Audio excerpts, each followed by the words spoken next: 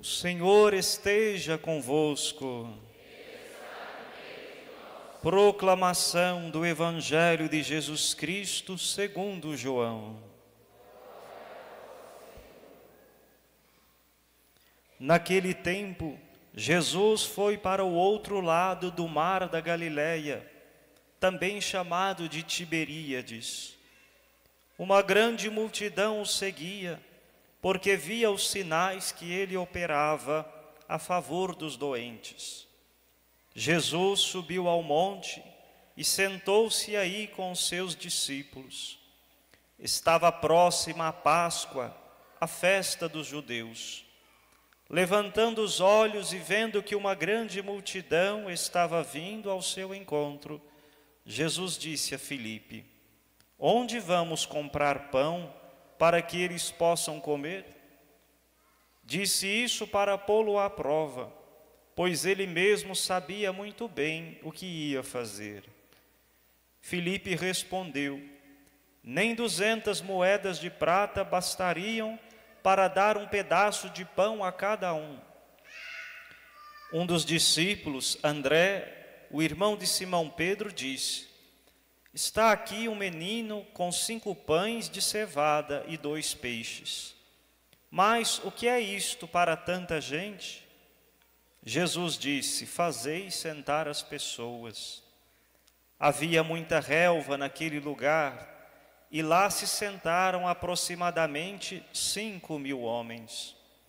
Jesus tomou os pães, deu graças e distribuiu-os aos que estavam sentados, tanto quanto queriam. E fez o mesmo com os peixes.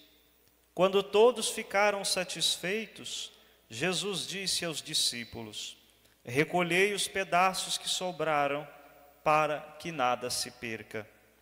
Recolheram os pedaços e encheram 12 cestos, com as sobras dos 5 pães, deixadas pelos que haviam comido. Vendo o sinal que Jesus tinha realizado, aqueles homens exclamavam: "Este é verdadeiramente o profeta, aquele que deve vir ao mundo." Mas quando notou que estavam querendo levá-lo para proclamá-lo rei, Jesus retirou-se de novo sozinho para o monte.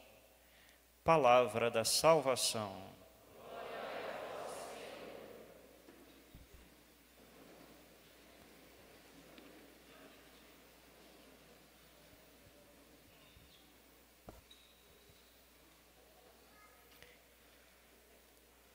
Toda a Sagrada Escritura, de alguma maneira, está interconectada entre si. Compreender o Velho Testamento só é possível à luz do Novo Testamento, à luz de Jesus, nosso Senhor. Por isso, quando nos perguntam por onde é que devemos iniciar a leitura da Bíblia, sempre iniciamos a leitura da Sagrada Escritura a partir do Novo Testamento, a partir dos Evangelhos, depois das cartas de São Paulo, dos Atos dos Apóstolos. Então vamos retomando ou tomando os livros e os textos do Antigo Testamento. Vejamos como o Evangelho de hoje está conectado com o Antigo Testamento. Jesus decide ir para o outro lado do mar da Galileia, que é também chamado Tiberíades. Algo um pouco estranho, porque não há mar na Galileia, mas era, na verdade, um lago. Nos lembramos da figura de Moisés que, ouvindo as moções no coração por ordem de Deus, parte para libertar o povo da escravidão do Egito. E Moisés sim atravessa o Mar Vermelho a pé enxuto, rumo à terra prometida, a terra de Canaã. Neste itinerário que bem conhecemos, o povo começa a reclamar da fome. E Deus envia codornizes, aves do céu, para que possam se alimentar. Noutro momento o povo tem sede e Moisés bate na rocha e da rocha verte água. Noutro momento faz cair o maná do céu. Aqui na passagem de hoje, Jesus atravessa, vai para outra margem, o outro lado. Este atravessar, ir para o outro lado, subentende um verbo de ação, sair do lugar. Chegando lá e percebendo que uma grande multidão o acompanhava, o seguia, alguns porque ouviam dizer que Jesus realizava sinais e que curava os doentes, cada um com uma intenção e com um desejo muito peculiar e particular, buscavam ver Jesus. Jesus, ao avistar, ao ver, ao enxergar, ao tomar consciência de que aquela multidão estava atrás dele, então faz uma pergunta aos apóstolos, a Filipe, para pô-lo à prova. Onde vamos comprar pão para alimentar todas estas pessoas? Filipe diz que nem 200 moedas de prata seriam capazes de comprar pão suficiente para alimentar aquela multidão. Se nos lembramos de outra passagem, nos textos do Evangelho, numa parábola de Jesus, ele diz que aquele trabalhador que foi chamado de manhã, outro ao meio-dia e outro no final da tarde, receberam a mesma quantidade pelo trabalho, 1 moeda de prata. Ou seja, entendemos que um dia de trabalho, na tradição judaica, correspondia a 1 moeda de prata. Portanto, se nem 200 moedas seriam capazes para alimentar aquele povo, nem 200 dias de trabalho seriam possíveis. Assim vamos costurando as leituras para compreender a dinâmica da Sagrada Escritura. Diz o texto que Jesus sabia muito bem o que ia fazer, é claro, mas quer provocar no coração dos apóstolos uma inquietação. E de repente Simão Pedro, diz: Senhor, aqui no meio de nós há uma criança, um menino, que traz consigo 5 pães e 2 peixes. Esta leitura, ou este evangelho de hoje, é chamado comumente da multiplicação dos pães. Todos os outros evangelistas narram esta passagem, cada um com uma ótica diferente. E João, que é quem nos traz o texto de hoje, tem um modo muito peculiar, muito detalhista de mostrar as várias facetas do texto, as várias nuances e qual é a mensagem, o pano de fundo que está por trás. Jesus então recebe daquela criança os 5 pães e os 2 peixes, e diz o texto, ele dá graças. Dar graças quer dizer aquilo que mesmo que significa a própria Eucaristia, Eucaristomen, ação de graças, kekaritomenen em grego. É isso que o sacerdote faz na Eucaristia. Na narrativa da instituição nós dizemos, ele tomou o pão e deu graças, o partiu e o deu, o entregou aos seus discípulos. Podemos observar esta leitura, o texto de hoje, este evangelho, de vários ângulos. Podemos pensar como de fato é que Deus, em Jesus, se importa com cada um de nós, está atento às nossas necessidades particulares e comunitárias. Que Jesus, sim, de fato, se solidarizou com a fome do povo. E quis aqui, diz o texto, realizar um sinal. Sinal propriamente dito é diferente de milagre. Jesus realizou um sinal porque por trás do sinal sempre existe uma mensagem que deve perpetuar nos corações. O milagre é um acontecimento pontual, específico. O milagre talvez toca a vida individual, pessoal de uma pessoa, mas o sinal, ele toca as consciências de muitos. Por isso, Jesus realiza este sinal. Com 5 pães e 2 peixes, ele alimenta uma multidão de aproximadamente 5.000 homens. De tal maneira que sobra ainda 12 cestos com as sobras, os pedaços de pães que sobraram, de peixes. A multidão fica admirada, sobretudo os discípulos, dizendo: verdadeiramente, este homem é o profeta que nós estamos esperando e que deve vir ao mundo. Jesus assume integralmente a figura do novo Moisés. Todos os profetas da antiga aliança, do Primeiro Testamento, ou Antigo Testamento, recebem a sua concretização em Jesus. De fato, nosso Senhor se preocupa com as nossas necessidades. E por isso a nossa fé cristã, ela tem 2 vértices. Ela é vertical, quando na haste da cruz olhamos para o céu e compreendemos que há um Deus soberano, todo-poderoso, que criou todas as coisas, que existem aquelas inclusive que nós não vemos, é o que professamos no creio. Mas que também nossa fé, ela é horizontal, ou seja, como nos diz os textos sagrados, e São Paulo assim diz: quem diz que ama a Deus que não vê e não ama o seu irmão que vê, é mentiroso. Ou seja, a nossa relação com Deus, a nossa fé, a nossa espiritualidade nos faz olhar para a nossa volta também. É vazia uma espiritualidade que só olha para cima, para o abstrato.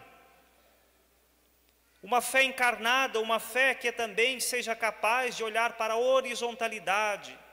E assim não caímos também nos extremos, como aqui e acolá se dissemina. De fato, Jesus realizou um sinal, Ele é Deus.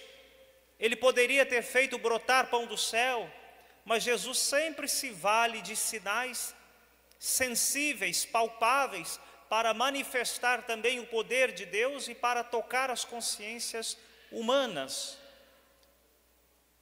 Jesus é Deus e poderia fazer multiplicar, brotar pão do nada.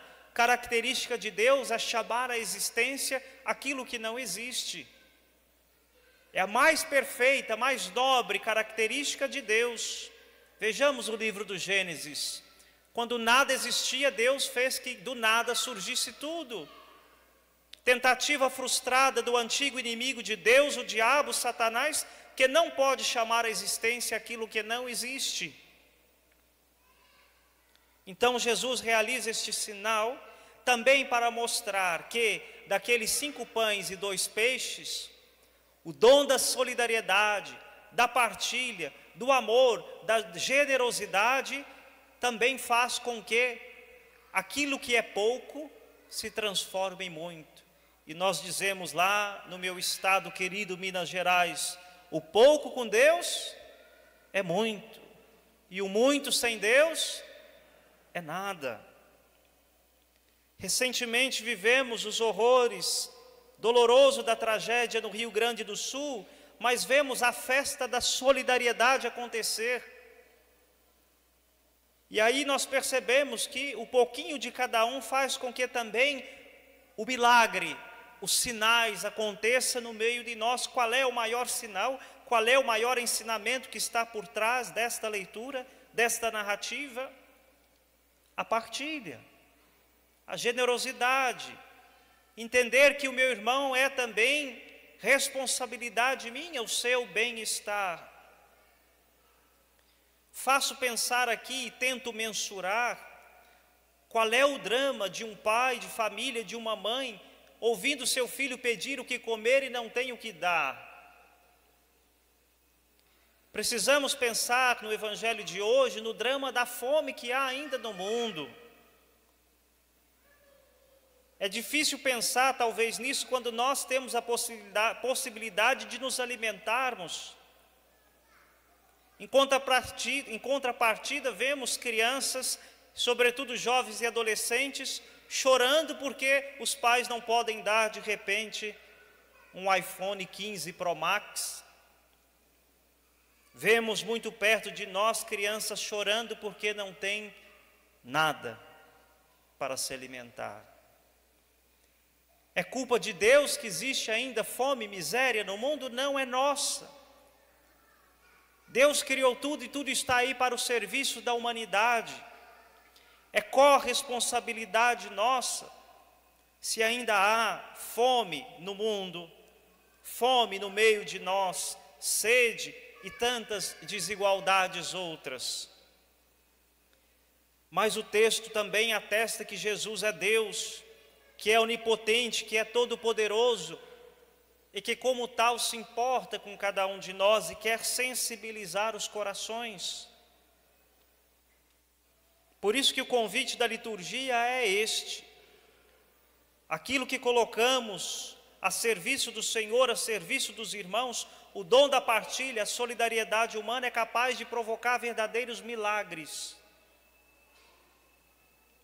De fato, irmãos e irmãs, devemos sempre pensar nos outros, no nosso próximo, nos nossos, sem contudo esquecer que temos um Deus que nos ama profundamente, que quer que nós tenhamos vida e vida em abundância. Mas para além da fome do pão material, o texto revela aquela que é a maior e principal fome da humanidade, a fome de Deus. Jesus não veio simplesmente para matar a fome de pão, porque ainda que naquele dia alimentou 5.000 homens, e o que seria no outro dia, e no outro dia, e no outro dia? Jesus não veio para ser um assistente social. Alimentar os outros é função nossa.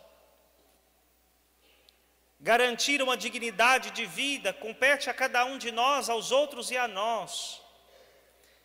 Jesus é por excelência o pão da vida, que da Eucaristia se derrama e vem ao nosso encontro para matar a nossa fome, que é a fome de Deus. Se nos lembramos do episódio lá da passagem da mulher samaritana no poço de Jacó, Jesus diz àquela mulher: se tu bebesses da água que eu tenho para te oferecer, você nunca mais teria sede. Que sede é esta? Que fome é esta? A fome de Deus, que brada nos corações humanos, e às vezes gastamos uma vida inteira para compreender que sem Deus nós não podemos nos realizar. Há tantos irmãos nossos, e talvez até nós, em algum momento da vida, fizemos essa experiência de querer buscar a felicidade nas coisas, no ter coisas, ou até nas pessoas. Mas longe de Deus, distante da graça de Deus, não há plenitude, não há felicidade verdadeira. Tudo que vivemos distante da graça de Deus são meras ilusões do mundo que nos levam para o buraco. Desculpe tal expressão. A fome de Deus que grita em nós só pode ser saciada na sua palavra, no seu mistério santo, no altar que aqui participamos, embora de maneira indigna, buscar a Deus de todo o coração. Que o Senhor possa preencher as nossas lacunas, ausências, insuficiências, e nos preencher da sua graça, restaurando as nossas vidas, dando a nós um espírito solidário para, sim, nos importarmos com os outros, mas, para além do pão material, também buscarmos oferecer a todos o pão que é Cristo nosso Senhor.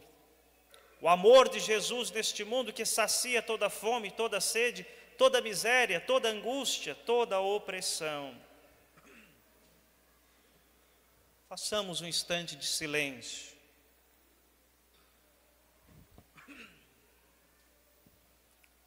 Apresentemos a Deus a nossa vida, por vezes tão miserável, os nossos desencontros que temos com a graça de Deus, as lutas que travamos para fugirmos e vencermos o pecado. Apresentemos diante de Deus a nossa família, a luta que temos para evangelizar, luta esta que travamos sobretudo no nosso lar. Quantas pessoas ainda não compreenderam, mesmo dentro da nossa casa, que só Jesus pode nos fazer feliz, que só o Senhor pode completar, nos realizar, devolver a nós a dignidade que o pecado nos rouba. Apresentemos a Ele as nossas angústias, os nossos sofrimentos, as nossas lutas diárias que travamos, sabendo que o nosso inimigo, na maioria das vezes, não está fora, mas dentro de nós. Somos nós que constantemente nos autossabotamos. Somos nós que nos distanciamos pelo nosso querer da graça de Deus. Peçamos a nosso Senhor que renove a nossa alma, nos dê um coração limpo, puro, verdadeiro, capaz de buscá-lo com toda a força de nossa alma.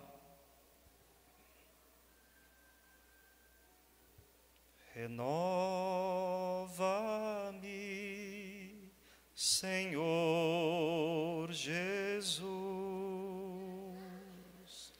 já não quero ser igual.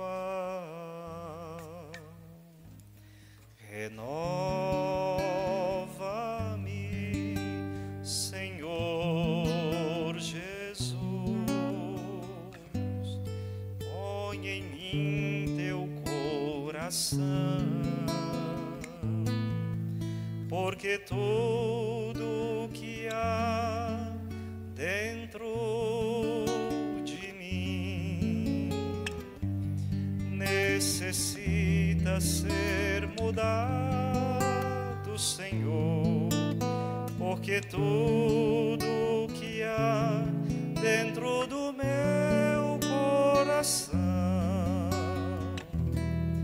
necessita mais de ti. Vamos ficar de pé e cantar juntos? Renova